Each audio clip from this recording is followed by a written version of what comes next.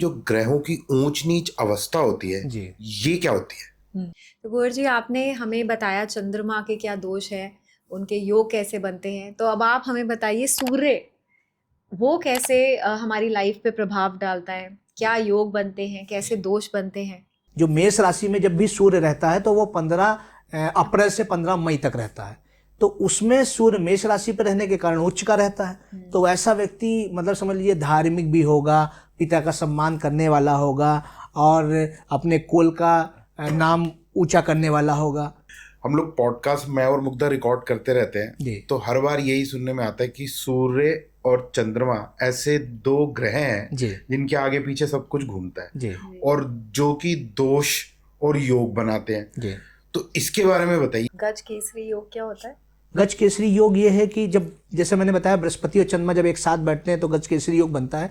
ऐसे योग में जो जातक जन्म लेता है, पहली बात तो वो विद्वान होगा, भाग्यशाली होगा। हर्षित जी, ये शक्तिपीठों के बारे में तो आपने बहुत अच्छे से बताया। अब एक बात मुझे और पूछनी है कि जो ग्रहों की ऊंच नीच अवस्था होती है जी। ये क्या होती है? देखिए हमारे यहाँ 9 ग्रह हैं और जिसमें से 2 ग्रह जो हैं वो छाया ग्रह हैं, राहु केतु, जिनके बारे में सभी जानते हैं। बाकी जो 7 ग्रह हैं तो उनकी हर एक मतलब एक पर्टिकुलर ऐसी राशि है जिस पे जाके वो बहुत कंफर्टेबल फील करते हैं। जैसे आप अपने कोई ऐसे रिलेटिव या कोई ऐसे फ्रेंड सर्किल के पास जब बैठते होंगे तो बहुत अच्छी वेव्स आती होंगी और वो आपके लिए समझ लीजिए बहुत मतलब वो जो एटमॉस्फेयर होता होगा तो उसमें आप खूब प्रसन्न हो जाते होंगे। वही अवस्थाएं ग्रहों की हैं। जब मतलब हमारी जो सौर मंडल कह लीजिए या जो हमारी एस्ट्रोलॉजी की 9 प्लैनेट की जो कैबिनेट है तो उसमें हर ग्रह को अपना एक डेजिग्नेशन भी प्राप्त है। जैसे सूर्य है तो उसको मतलब लाइक ए किंग, मतलब एक राजा की उपाधि प्राप्त है। और उसी प्रकार जो मून है, चंद्रमा है, तो उसको एक रानी की उपाधि, क्वीन की उपाधि प्राप्त है। इसी प्रकार जो मंगल है तो उसको मतलब सेनापति कहा गया है। और राहु केतु जो है उसको समझ लीजिए आर्मी कहा गया है कि वो मतलब एमिनेशन कह लीजिए या आर्मी कह लीजिए कि अगर किसी को कहीं जाके कोई कूच करनी है या कोई मतलब जीत या हार तय करनी है तो वो राहु केतु वो समझ लीजिए जिम्मेदारी निभाते हैं। इसी प्रकार जो हमारा बुध है, मरकरी, तो उसको राजकुमार, प्रिंस की संज्ञा दी गई है। वो किसी ऐसे जो मैलेफिक प्लैनेट है उसके साथ बहुत अनकंफर्टेबल फील करता है। और जो मतलब एक राजा है, राजकुमार सबसे ज़्यादा अच्छा फील करेगा, वो फील करेगा राजा के साथ। तो जब भी राजकुमार, ये मान के चलिए बुध राजा के साथ होता है तो वो बुधादित्य योग बना देता है। अच्छा। ऐसी भी मतलब चीज़ें हैं हमारी एस्ट्रोलॉजी में। लेकिन जब हम बात कर रहे हैं कि ग्रह की उच्च और नीच अवस्था क्या है तो हम आपको बताते चले। जैसे हमारा प्रथम ग्रह सूर्य है, राजा है। अब राजा किसके साथ सबसे ज़्यादा अच्छा फील करेगा, आप लोग स्वयं बताइए। बुध, आपने भी जैसे बोला, वो तो मतलब वो तो मतलब रानी के साथ हो गया। वो तो उसके साथ रहना उसकी एक मतलब मजबूरी कह लीजिए या उसका एक दायित्व है। उसको खुश रहना ही। राजा जो सबसे ज़्यादा मतलब ऊर्जा या अच्छा फील करेगा सेनापति के साथ, क्योंकि राजा क्या है, वो राज्य का अधिकारी है। राज्य कौन चलाएगा, राज्य की देखरेख कौन करेगा, सेनापति करेगा। तो जब भी सूर्य मंगल की प्रथम राशि एक मतलब मेष राशि पे जाता है उच्च का हो जाता है। ये मतलब चीज़ें हैं, ये इस टाइप से कैलकुलेशन है। उसके बाद वो नीच का कहाँ होगा, वो नीच का होगा शुक्र की राशि पे। अब शुक्र क्या है, मौज मस्ती है और क्या कहते हैं कि मतलब चीज़ों को ज़्यादा ना मानना, किसी चीज़ को ज़्यादा फॉलो ना करना, कोई अनुशासन ना रखना, ये शुक्र की एक मतलब कहते हैं नहीं कि उसकी एक स्वभाव है, ये शुक्र के स्वभाव है। ऊपर से जैसे कामुकता है और मन मौजी अपना स्वभाव। तो देखिए कोई भी राज्य का जो अधिकारी होगा, ये जो राजा होगा, वो इस प्रकार का राजपाट नहीं चाहेगा, इस पर ऐसे लोग नहीं पसंद करेगा कि वो ये मान के चलिए कि कोई हमारा नियम ही नहीं है, कोई अनुशासन नहीं है। तो इसीलिए जब सूर्य तुला राशि पे, शुक्र की राशि पे जाता है, वहाँ नीच का हो जाता है। अच्छा। ये अवस्थाएं हैं। देखिए इसी प्रकार जब हम बात करेंगे चंद्रमा ग्रह की, तो चंद्रमा मतलब जो है वो वैसे भी रानी है।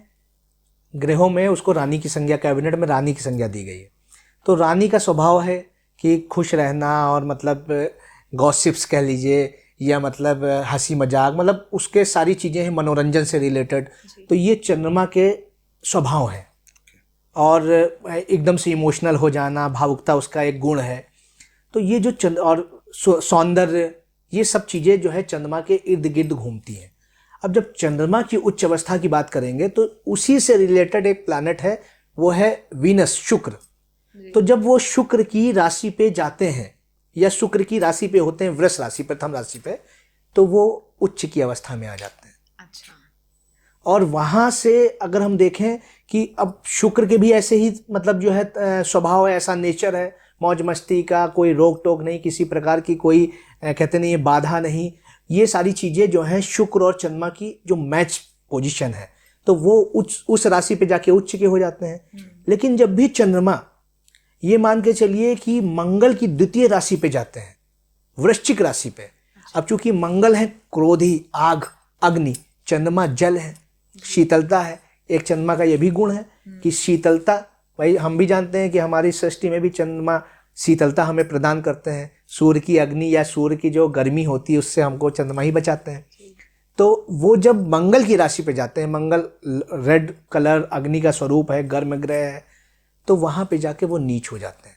अच्छा। तो ये आप स्वयं अपने दिमाग से इस चीज़ों को डिकोड कर सकते हैं, इस मिस्ट्री को आप सॉल्व कर सकते हैं कि कौन सा ग्रह, जैसे लोग कहते हैं कि एस्ट्रोलॉजी में नहीं समझ में आता है, मुझे नहीं पता। आप उसको मतलब ध्यान धारणा अपने अंदर बैठाइए। जब चीज़ों पे आप ध्यान देंगे, समझेंगे, तो बहुत लाइट चीज़ें हैं, बहुत अच्छे समझ में आ जाएंगी। और हर एक मतलब एस्ट्रोलॉजी में हर एक जो योग है, हर एक दोष है, हर एक राशि में जो हमारी महादशाएं, अंतरदशाएं हैं, वो सबके पीछे एक कॉन्सेप्ट है। अच्छा। हमारे जो ऋषि मुनि थे, उन्होंने हमारे जीवन को सरल करने के लिए कि भाई उन्होंने देख लिया था, त्रिकालदर्शी थे कि आगे कितनी लाइफ कठिन हो जाएगी, कितने चैलेंजिंग मतलब समझ लीजिए परिस्थितियाँ आ जाएंगी।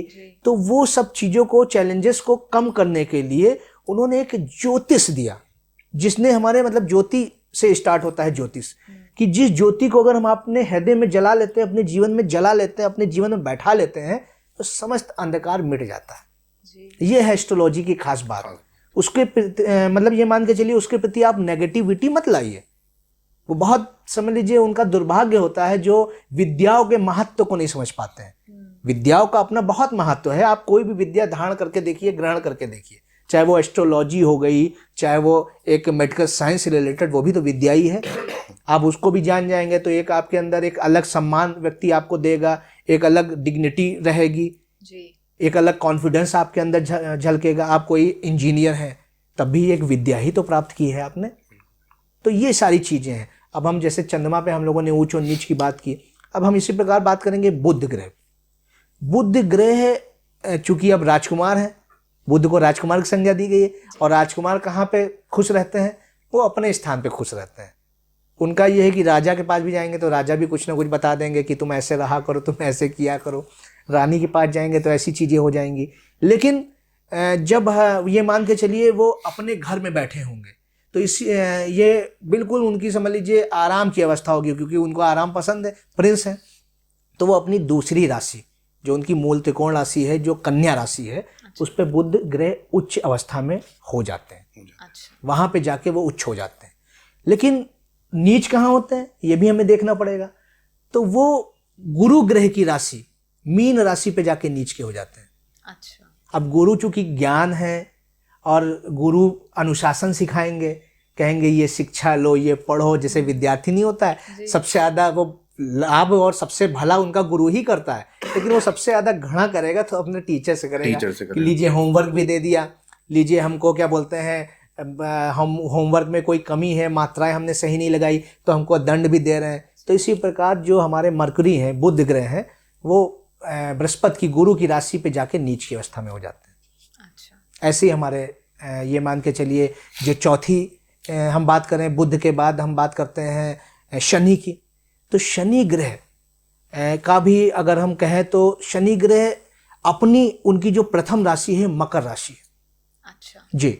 और मकर राशि से जो 10वां भाव है, जो 10वां भाव कर्म का भाव है, वो है शुक्र की राशि। अब चूंकि शनि को कर्मयोगी कहा गया है, शनि को न्यायकर्ता कहा गया है, शनि को वैराग्य का स्वामी, या मतलब कह सकते हैं कि सबसे ज़्यादा जो उनका इम्पोर्टेंट मतलब जो रोल है वो कर्म है।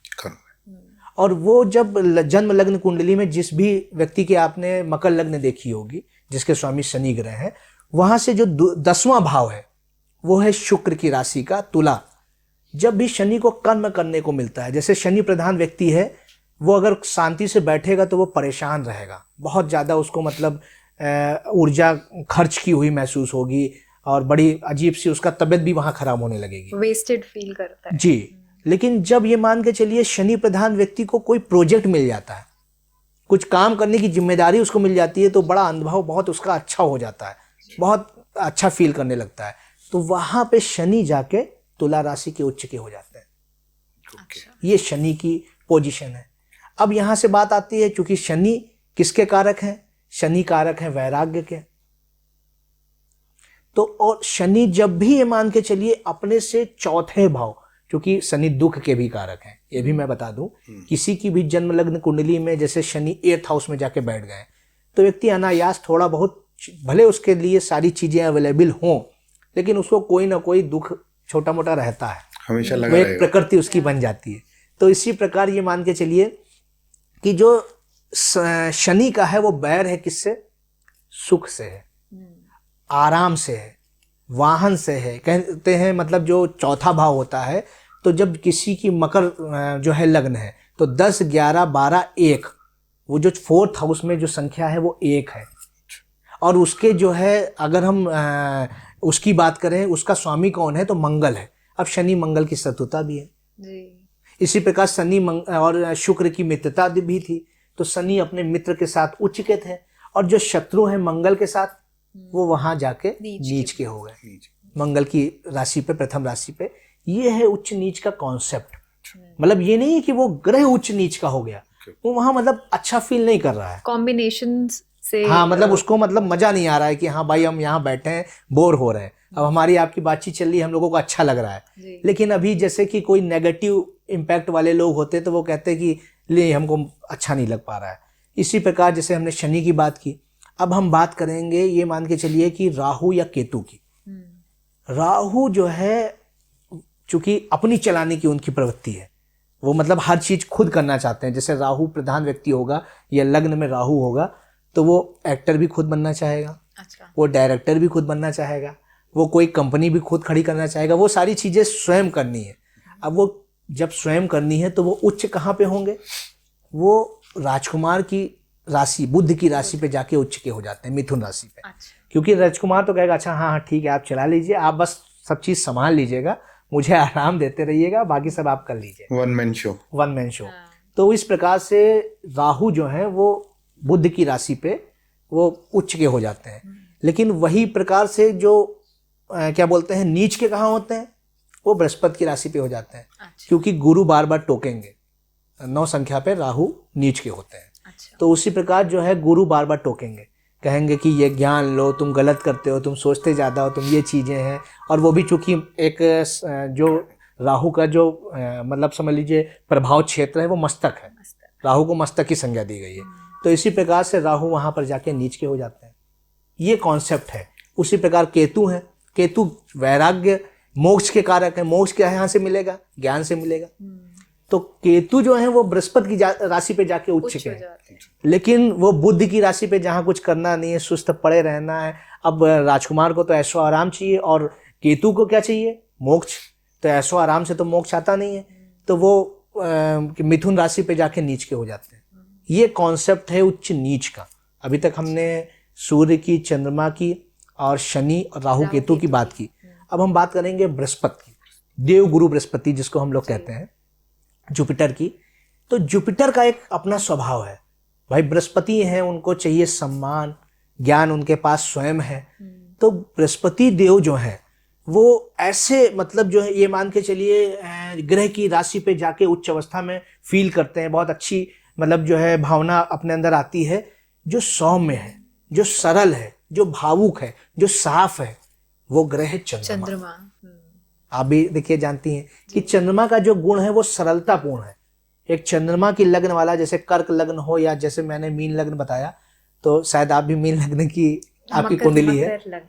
नहीं, मीन लग्न है आपकी, अच्छा 12 संख्या है अच्छा। जी।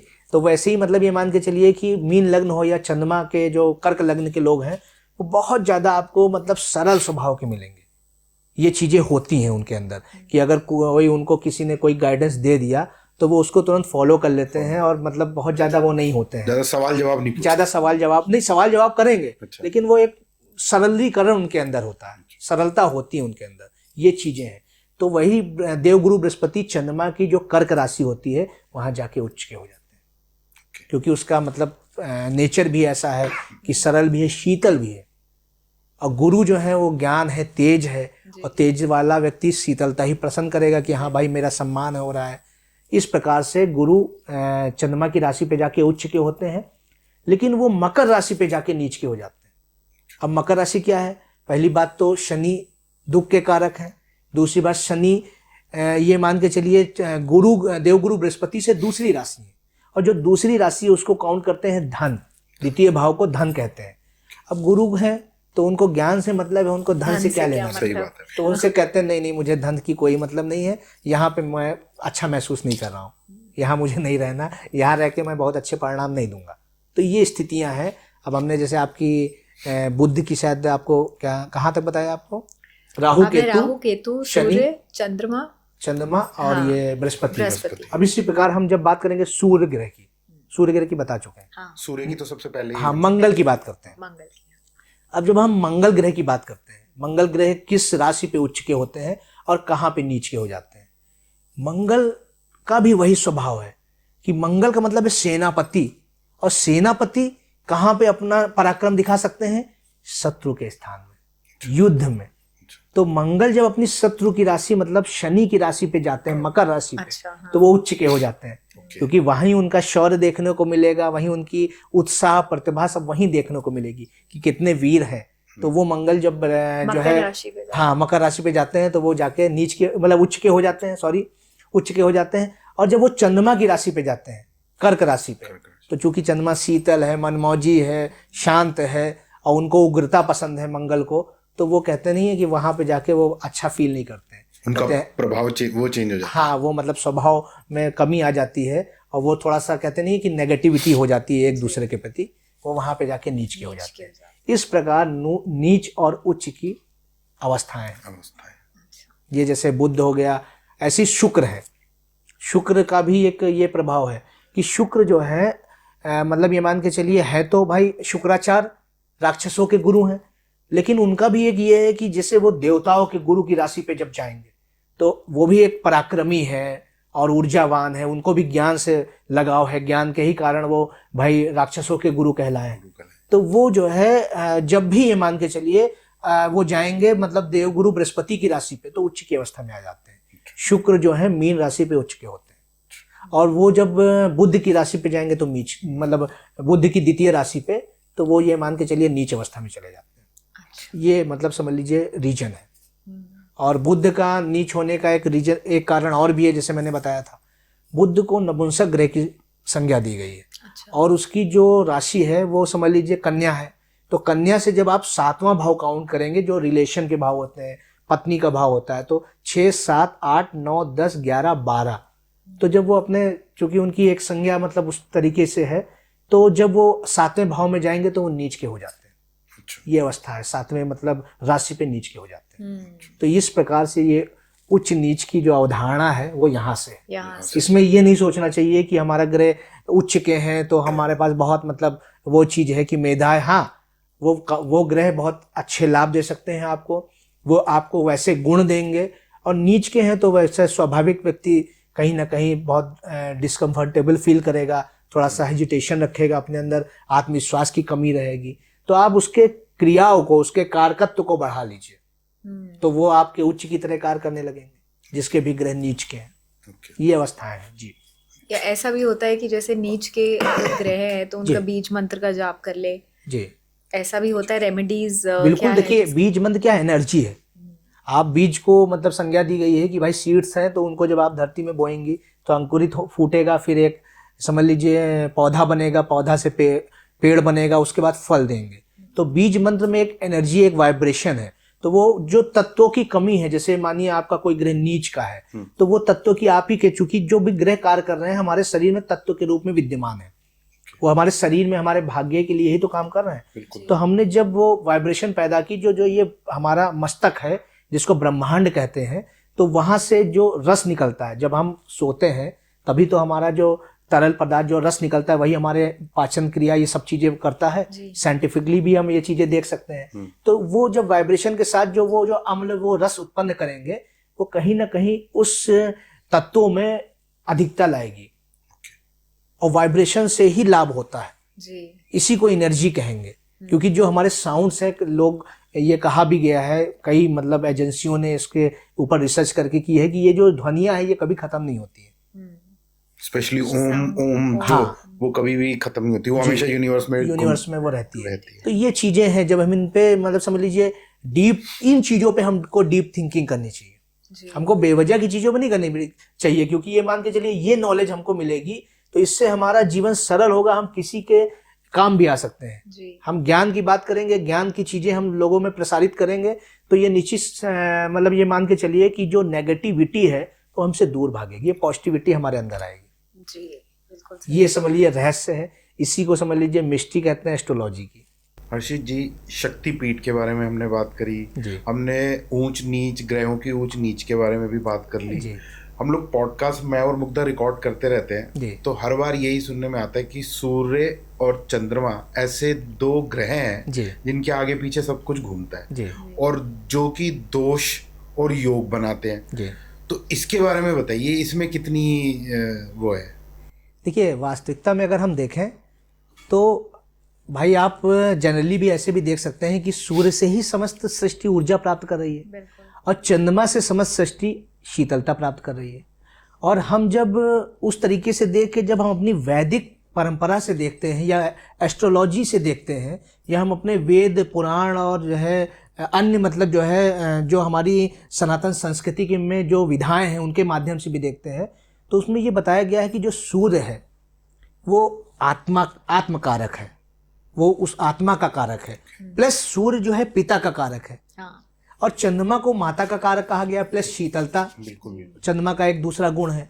तो जो हमारे जीवन में सबसे ज़्यादा अगर इम्पोर्टेंस है भी, या हमारी जहाँ से उत्पत्ति हुई भी है, तो एक तो भाई उसकी ऊर्जा से हुई है, सूर्य और चंद्रमा की।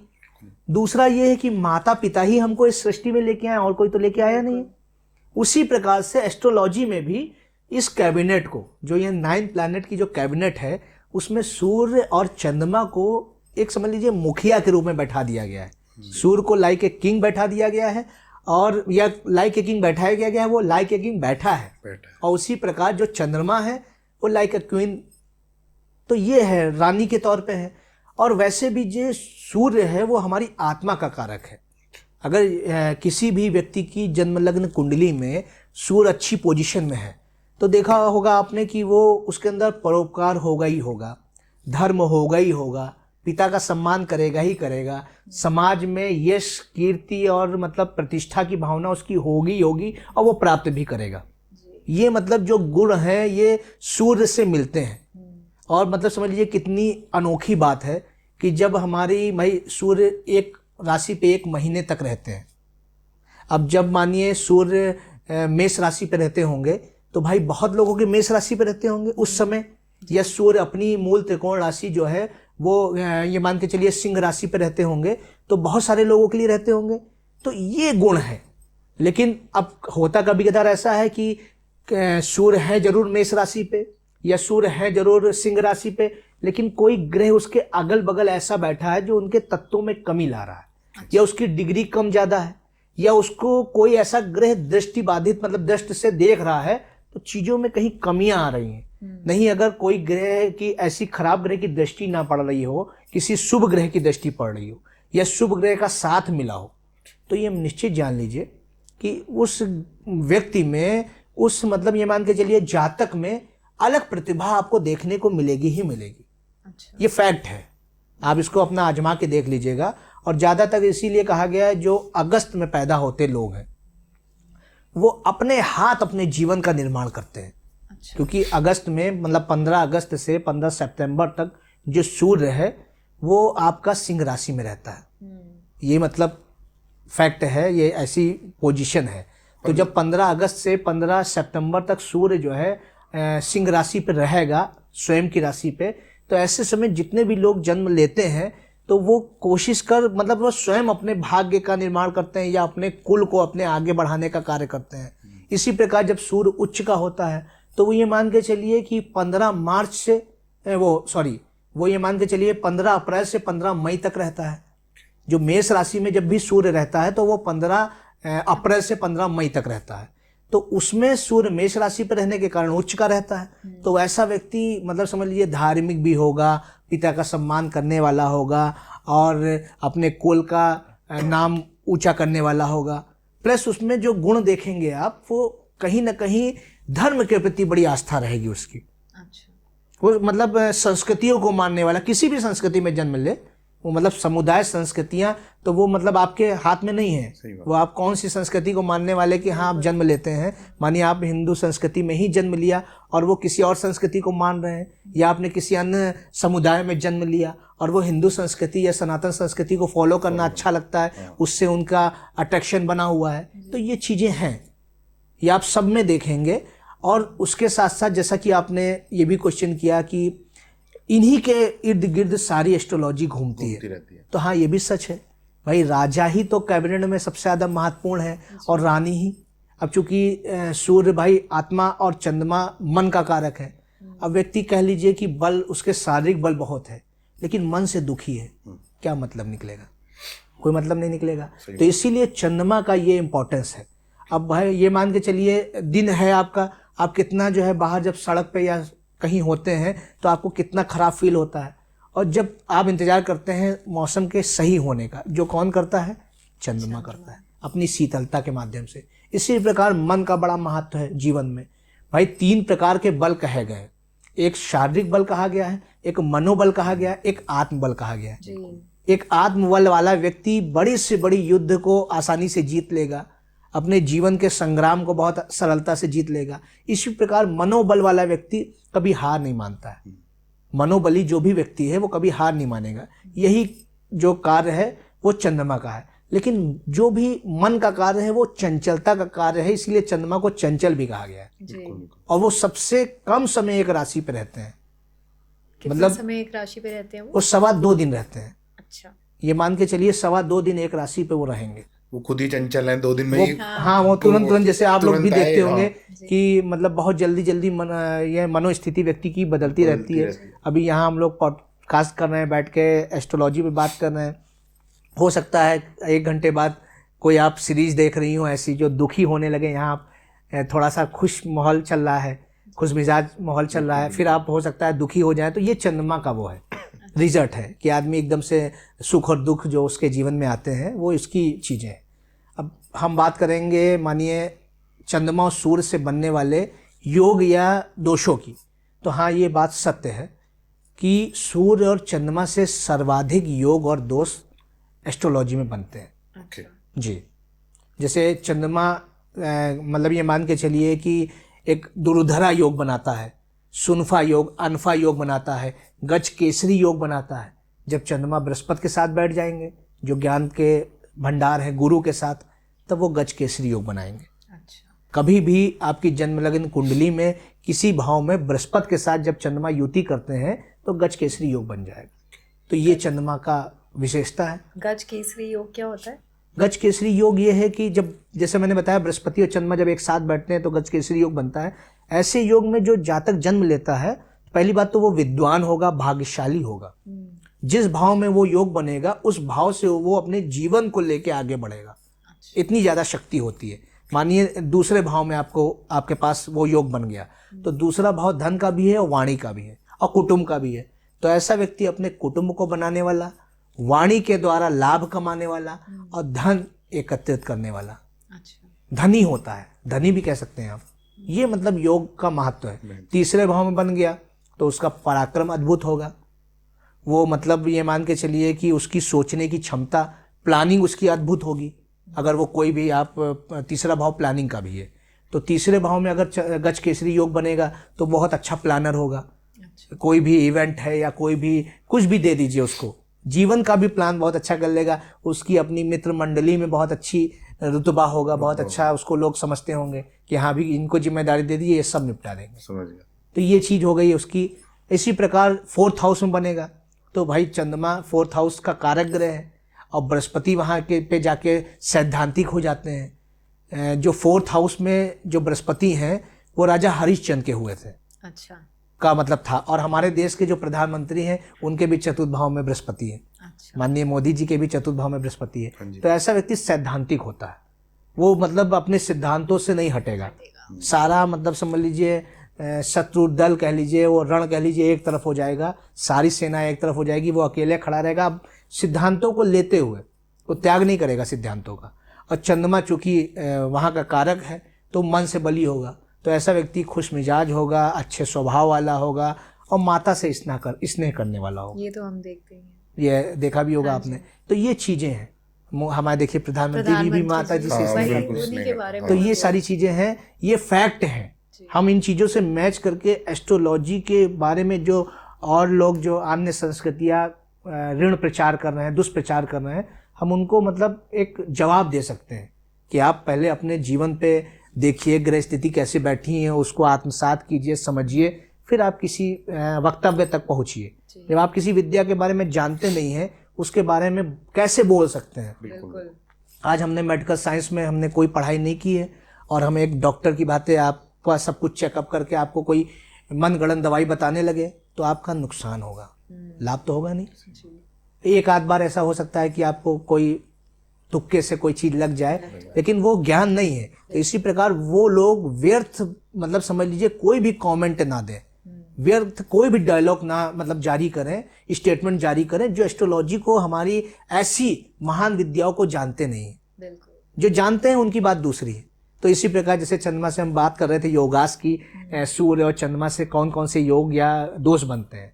तो इसी प्रकार जब चंद्रमा की हमने बात की, गज केसरी बना और दुर्धरा योग बना, या जो है सुनफा अनफा योग बना। तो सुनफा अनफा एक मतलब दो ऐसे योग हैं जब चंद्रमा के द्वादश और द्वितीय भाव, मतलब उससे अगल बगल के जो भाव होते हैं, उनमें कोई ग्रह जाके बैठ जाते हैं। तो चंद्रमा चूंकि आप समझ रहे हैं शीतलता है, कोमलता है, तो उसके अगल बगल जब कोई ग्रह बैठते हैं तो उसको महसूस होता है कि हाँ हमारे पास हैं कोई लोग, हमारे पास हमारे आदेश को मानने वाले, हमारी चीज़ों को संभालने वाले। जैसे रानी की संज्ञा चंद्रमा को दी गई है, अब रानी अकेले तो चलेगी नहीं, अकेले चलेगी तो मायूस रहेगी, श्रृंगार करने वाला कोई नहीं है, उसको कुछ उठा के देने वाला कोई नहीं है। तो ये इस तरीके से जब हम एस्ट्रोलॉजी को समझेंगे तो वो ये मान के चलिए हमको वो लाभकारी होगी हमारे जीवन में। तो ये जो योग है दुर्धरा योग, या कहेंगे सुनफा अनफा योग, ये इस प्रकार से बनता है। और दुर्धरा तभी कहलाएगा जब दोनों साइड दुरुधरा, दोनों धाराओं पे जब कोई ग्रह विराजमान होंगे तब दुर्धरा योग बनेगा। ऐसा व्यक्ति मनोबली होता है।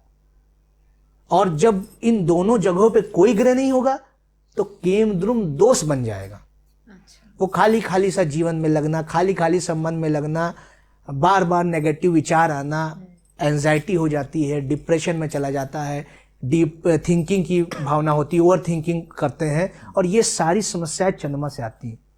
अच्छा। जो भी हमारे दर्शक लोग देख रहे हो वो ये जान लें कि एस्ट्रोलॉजी में एक्चुअल बात यही है कि अगर आपने सूर्य और चंद्रमा को सही कर लिया, अपने घर में माता पिता की सेवा कर ली, आशीर्वाद प्राप्त कर लिया, या निश्चित जान लीजिए कि फिर आपका जीवन बहुत अच्छे से जाएगा।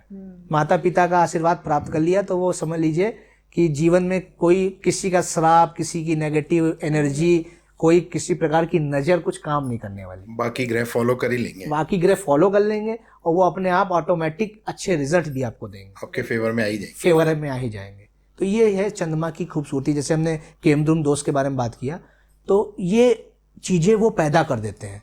जब केमद्रुम दोष होता है तो व्यक्ति एंजाइटी का शिकार हो जाता है, डिप्रेशन का, शकी हो जाता है। बहुत बार लोगों के मतलब अंदर शक आने लगता है कि हाँ वो कहीं मेरे बारे में बात तो नहीं कर रहे हैं। वो मतलब ऐसे लोग होते हैं जो भी देखेंगे जिनकी जन्मलग्न कुंडली में केमद्रुम दोष बना हुआ है। और चंद्रमा से जो दोष मैंने बताया बहुत सारे बनते हैं। ग्रहण दोष भी बनता है, अमावस्या दोष भी बनता है। अच्छा। जब सूर्य और चंद्रमा एक साथ हो जाते हैं तो अमावस्या दोष बनता है। और ग्रहण जब राहु या केतु चंद्रमा के साथ होते हैं, क्योंकि राहु केतु को थोड़ा सा मेलेफिक प्लैनेट की संज्ञा भी दी गई है, साथ ही साथ छाया ग्रह हैं और राक्षस भी हैं, तो चंद्रमा कोमल भी है।